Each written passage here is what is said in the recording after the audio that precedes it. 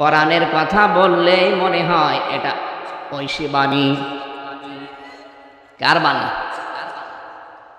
খ্রিস্টানদের।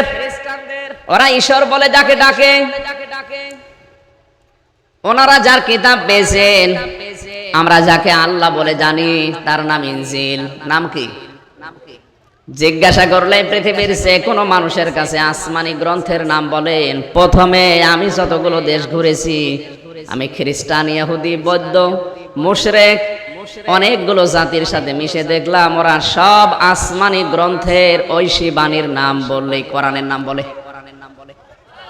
চিন্তা করলাম কোরআনের নাম কেন বলে? কারণ পৃথিবীর অন্য কোন ধর্মের গ্রন্থে ৪৫০০ যে আছে, ২০০ বছর আগে কি ঘটেছে, ২০০ বছর পরে কি ঘটবে, এরকম কোন তথ্য ওই সমস্ত কিতাবে ছিল না।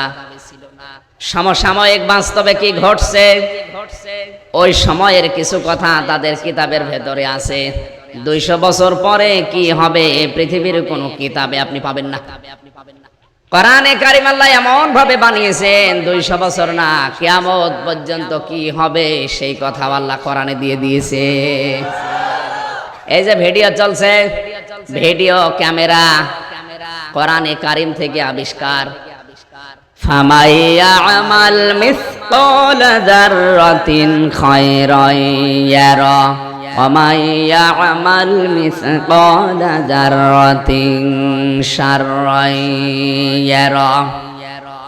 আল্লাহ পাক বলেন, পৃথিবী থেকে যদি ভালো মন্দ যে কোনো কাজ সরিষার দানা পরিমাণও করে, কিয়ামতের দিন সে দেখতে পাবে।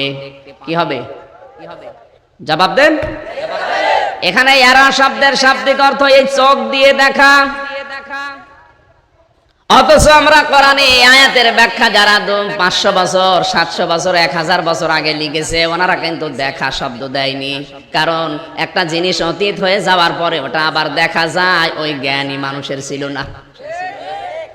ভিডিও ক্যামেরা আবিষ্কার হওয়ার আগে একটা জিনিস অতীত হয়ে গেছে, ওটা আবার দেখা যায়, এই জ্ঞান ছিল? বলেন বলেন। এই জন্য ওই সময় যদি আপনি বলতেন কিয়ামতের দিন কিন্তু আপনাকে আল্লাহ দেখাবে যে কাকে থাপ্পড় মেরেছেন অন্যায় ভাবে, এটা দেখতে পাবেন ক্যামেরা আকারে। ভিডিও হচ্ছে, আপনি দেখতে পাবেন যে কাশেমের গালে এভাবে থাপ্পড় দিয়েছেন। রাতের বেলা বিনা কারণে একজনকে আপনি ধরিয়ে দিয়েছেন, এটাও দেখতে পাবেন। আর যদিও গোপনে এই কাজগুলো করছেন, কিয়ামতের দিন আপনাকে আল্লাহ এভাবে ভিডিও দেখাবে যে রাতের বেলা কার বাড়িতে গিয়ে আপনি ধরিয়ে দিয়েছিলেন পুলিশ দিয়ে বিনা কারণে। যদিও এটা এখন বাংলাদেশে শুরু হয়নি, তাই টের পাচ্ছেন না। যে দেশে আছে ওই দেশে বললে মেনে নেওয়া, এ দেশে এখনো শুরু হয়েছে। কিচ্ছু জানি না। কোথায়? কুষ্টিয়া। শুয়ে আছে আমি ঢাকা।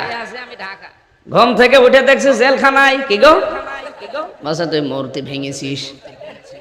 আরে ভাই, ঢাকা থেকে কুষ্টিয়া ২৫০ কিলোমিটার রাস্তার যে অবস্থা, কমপক্ষে ৮ থেকে ৯ ঘন্টা সময় লাগে। ৯ ঘন্টা ১৮ ঘন্টা তো সময় লাগবে যদি আমি ভেঙে নিচে আসি। আমি কি সুলাইমান আলাইহিস সালামের সেই জিনদের তক্তায় গেলাম নাকি? এরপরও অনেকে বিশ্বাস করে যে না, হলেও হতে পারে, হুজুর মনে হয় জাদুর দ্বারা কাজ করে। জেলখানায় ঠিক ভালোভাবে আছি, হঠাৎ জেলে ঘুমিয়ে ঘুম থেকে চোখ খুলে দেখছি নিচের ঘরে। কি গো, কে নিয়ে আসলো? বউ ডাক দিয়ে বলছে, দেখো তোমাকে যে ধরিয়েছে সে নিজেই তোমাকে ছাড়িয়েছে, মাঝখান থেকে আমার কাছে ৫০,০০০ টাকা নিয়েছে। জোরে বলেন সুবহানাল্লাহ। এটা কিন্তু এখনো দেশে শুরু হয়নি, হতে পারে, তাই আমি আন্দাজে বললাম। হ্যাঁ, চলছে। এই যে একটা ঘটনা ঘটে যাওয়ার পরে আবার দেখা যায় ওইটাই। এ জ্ঞান ক্যামেরা আবিষ্কার হওয়ার আগে কেউ কল্পনাই করেনি। এজন্য ১২০০ বছর আগে যদি ওই সময় মানুষকে বোঝাতাম তুমি যে থাপ্পড় দিলে, ধরিয়ে দিলে, এটা কিন্তু দেখতে পাবে ভিডিও আকারে, ওটা দেখা যায়। এখন ওটা দেখানো সম্ভব, কাউকে বোঝানো লাগবে, এমনি বুঝে ফেলবে যে না, এটা দেখানো সম্ভব। এই জন্য পৃথিবীর ময়দানে ২০০ বছর পরে না, কিয়ামত পর্যন্ত দুনিয়ায় কি হবে এবং কিয়ামতের পরেও কি হবে সেইটাও আমার আল্লাহ কোরআনে দিয়ে দিয়েছে। কিয়ামতের পরে কি হবে? কিয়ামতের পরে কি হবে আজকের তেলাওয়াত কিন্তু আয়াতগুলোতে আছে, আমরা যাব ইনশাআল্লাহ। আল্লাহ পাক জানিয়েছেন কিয়ামতের ওই বিশাল ময়দানে আমি আল্লাহ নিজে একটা অনুষ্ঠান এভাবে করব, নিজেই থাকবো ওই অনুষ্ঠানের সভাপতি, বিশ্ব নবীকে বানাবো প্রধান অতিথি। দাউদ আলাইহিস সালাম তার কণ্ঠ দিয়ে সূরা তাহা তেলাওয়াত করে অনুষ্ঠান উদ্বোধন করবেন। জান্নাত যারা পাবে তারা থাকবে ওই ময়দানের শ্রোতা। মুহাম্মদুর রাসূলুল্লাহ তেলাওয়াত করবেন কোরআনে কারীমের সবচাইতে সুন্দর সূরা যেটা আর রহমানু আল্লামাল কোরআন খলাকাল ইনসানা আল্লামাহুল বায়ান। সর্বশেষ আমাদের মালিক, আমাদের মনিব তার কুদরতের কণ্ঠ দিয়ে এবার তেলাওয়াত করে শোনাবে ইয়াসিন আল কোরআনিল হাকীম। জোরে বলেন আল্লাহু আকবার। মুফাসসির লিখেছেন আল্লাহর কুদরতের ওই কণ্ঠে কিয়ামতের ওই সুন্দর অনুষ্ঠানে এক একটা তেলাওয়াত শুনতে আয়াতে সময় লাগবে 50,000 বছর। মানুষ তন্ময় হয়ে যাবে, দুনিয়া এবং জান্নাতের নিয়ামতের কথাও মনে থাকবে না। হঠাৎ তেলাওয়াত বন্ধ হয়ে যাওয়ার পরে সব এদিকে ওদিকে তাকাবে, কোথায় গেল? তেলাওয়াত বন্ধ হয়ে গেল কেন? ফেরেশতারা বলবে জানো কতদিন গেছে? বলে না, 86টা আয়াত আছে সূরা ইয়াসিনে, এক একটি আয়াতে দুনিয়ার হিসাবে গেছে 50,000 বছর। দোয়া করছি মুসাফির অবস্থায়, মহান আল্লাহ দুনিয়ায় যদি কিচ্ছু কবুল না করে ওই ময়দানে অন্তত শ্রোতা হিসাবে যেন আমাদেরকে একটু জায়গা করে দেন। সিরাজগঞ্জবাসী, আমি বলছিলাম 4,500 ধর্মীয় কিতাব আছে দুনিয়াতে, কোন কিতাব শুনলে মানুষ আশ্চর্য হয় আমি অন্তত পাইনি। বাংলাদেশ সহ বিশ্বের কতগুলো দেশে বিভিন্ন কনফারেন্সে অনুষ্ঠানে গিয়ে দেখি ওদের ধর্মীয় গ্রন্থগুলো পড়ে, মানুষ এমনি শোনে, কথাও বলে। কোরআনে কারীম যখন আরম্ভ হয় কথা তো বলা দূরের কথা, মনে হয় যে এখানে চাতক পাখির মতো মানুষ আল্লাহর কালাম শুনছে। 1,500 বছর আগে নবীজির কণ্ঠে জিনেরা মাত্র 8 থেকে 10 মিনিট সূরা রহমান তেলাওয়াত শুনে তারা বলেছে ফাকালু ইন্না সামি'না কুরআনান আজাবা। অবশ্যই আমরা আশ্চর্য কোরআন শুনলাম। এতটুকু বলে জিনেরা শেষ করেনি, খেয়াল করেন আয়াতের দিকে, ইয়াহদি ইলার রশদি ফামান্নাবি ওয়ালান নুশরিকা বিরাব্বিনা আহাদা। কোরআন শোনার পরে জিনেরা বলতে বাধ্য হয়েছে যে আমাদেরকে কোরআন হেদায়েতের পথ বলে দিয়েছে। শুধু বলেই দেয়নি, হেদায়েতের পথ পাওয়ার জন্য কি করা লাগবে ওই রাস্তাগুলো এখন আমরা দেখতে পাচ্ছি। কারণ হেদায়েত দেওয়ার মতো একচ্ছত্র মালিকানা আমার আল্লাহ, আর তিনি দিয়েছেন এই কোরআনকে। এই জন্য কোরআনের অনুষ্ঠানে আসার পরও যদি কারো মনের পরিবর্তন না হয় বুঝতে হবে ওর কপালে আর হেদায়েত নেই। কথা বুঝতেছে? কারণ এও যদি আপনাকে হেদায়েত দিতে না পারে, জান্নাতের পথ দেখাতে না পারে, কে পারবে দুনিয়ায়? আর কেউ নেই। আছে কেউ? মানে তাবাআল হুদা বিগাইরিল কোরআন আদাল্লাহুল্লাহ। নবীজি বলেন কোরআন বাদ দিয়ে যদি কেউ হেদায়েত পাওয়ার জন্য কোন জায়গায় হাঁটে, আল্লাহ পাক হেদায়েতের রাস্তা থেকে তারা ছিটকে ফেলে দেয়। একটু খেয়াল করে দেখেন তো, আদাল্লাহুল্লাহ, দল্লা শব্দ না দিয়ে আদাল্লাহ দিয়েছেন। দল্লা দিলে আপনি নিজেই রাস্তা থেকে ছিটকে পড়ে গেছেন, এরকম অর্থ আসতো। আদাল্লাহ শব্দের বাংলা অর্থ দাঁড়ায় আপনি ভালো হওয়ার নিয়তে যাচ্ছিলেন কোন জায়গায়, কিন্তু কোরআন সেখানে ছিল না, এই জন্য আল্লাহ আপনাকে ধাক্কা দিয়ে রাস্তা থেকে ফেলে দেয়। এই হাদিসের বাস্তব প্রমাণ আজ বাংলাদেশ। কাউকে ছোট করার জন্য, খাটো করার জন্য, এই প্রতিপন্ন করার জন্য বলছি না, 48,000-এর উপরে এখন বাংলাদেশে পীর। হাতে গোনা কয়েকটা দরবার বাদ দিয়ে কোন দরবারে কোরআন চলে না। ওখানে চলে শুধু ওদের বাবার নিয়ম, দাদার নিয়ম। এই জন্য মানুষ কিন্তু ভালো হওয়ার নিয়তে যায়, ভালো হওয়ার নিয়তে যাওয়ার পর আরো খারাপ হয়, কারণ কোরআন নেই।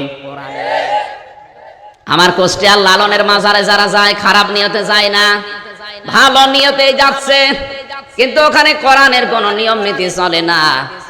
আগে বিড়ি খাইতো না, এখন বিড়ি খায়।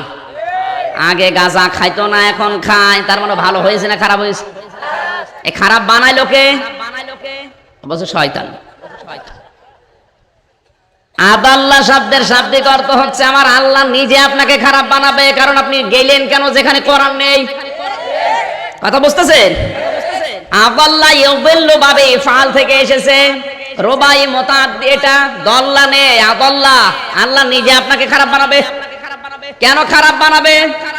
শ্বশুরকে কিন্তু বাবা বলা যায় যাচ্ছে, কিন্তু নিজের বাবার সামনে যদি বারবার শ্বশুরকে আব্বাজান বলে ডাকেন, আর নিজের বাবাকে কোনো সময় ডাক দেন না, মানুষ জিজ্ঞাসা করলে বলে শ্বশুর আমার আব্বা, আর এইটা জানি না। ওনার ভালো লাগবে? বলুন। আল্লাহ পাক বলেন কোরআন পাঠিয়েছি আমি হেদায়েত দেওয়ার জন্য। এইটা বাদ দিয়ে তুই কোন বাবার কাছে যাস দেখি তোর বাবা কি করে হেদায়েত দেয়। এই জন্য অধিকাংশ বাবার দরবারে গেলে মানুষ ভালো হওয়ার পরিবর্তে গোমরা হয়।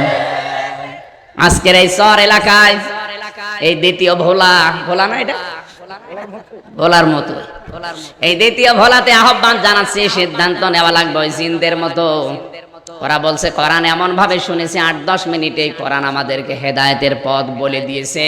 শুধু বলে দিয়েই কোরআন চলে যায়নি, ইলার রশদি ফাআমান্না বি, আমরা এই কোরআনের উপরে ঈমানও এনে ফেলেছি। আমরা ঈমান আনবো না, ঈমান এনে ফেলেছি। ঈমান এনে ফেলেছি। একটু চিন্তা করেন তো, মাত্র 8-10 মিনিট কোরআন শোনার পরে যদি হেদায়েতের পথ পেয়ে তারা ঈমান এনে ফেলে, সে জন্মের পর থেকে আপনি কোরআন শুনছেন, কোনো পরিবর্তন নেই। আপনি তো জিনদের চাইতেও খারাপ। কথা বলেন না কেন? শুধু এতটুকু বলেছে জিনেরা, পরের শব্দ তো আরো কঠিন। ওয়ালান নুশরিকা বিরাব্বিনা আহাদা। ওয়ালান নুশরিকা, মোজারে এটা বর্তমান, ভবিষ্যৎ, প্রেজেন্ট, ফিউচার। মোজারের আগে লান আসলে অর্থ হয় কখনোই হবে না বা করব না।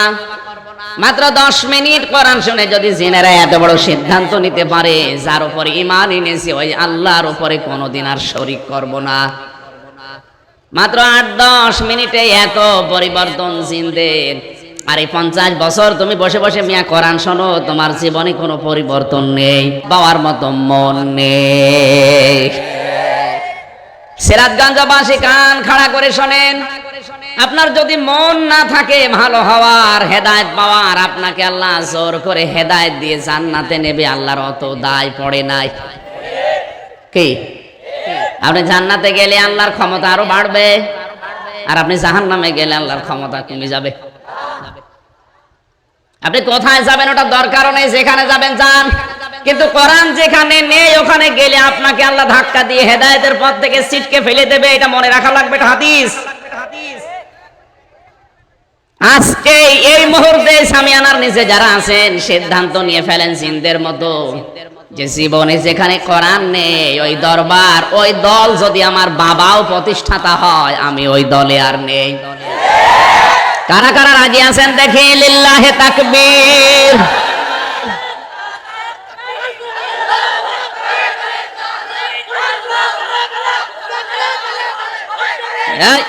বসে